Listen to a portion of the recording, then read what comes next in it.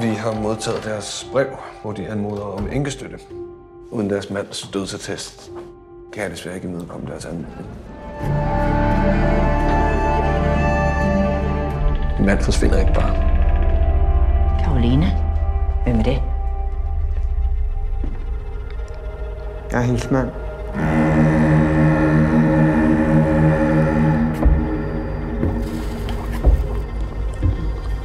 Har du været? Så jeg har fået et nyt liv. Og en forladelse. Verden er et frygteligt sted.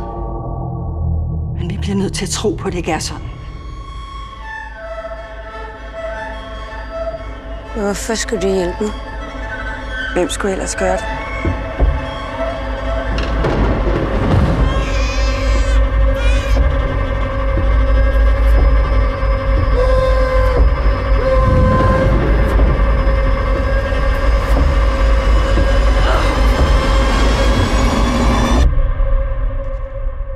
Hvad gjorde du med dit barn?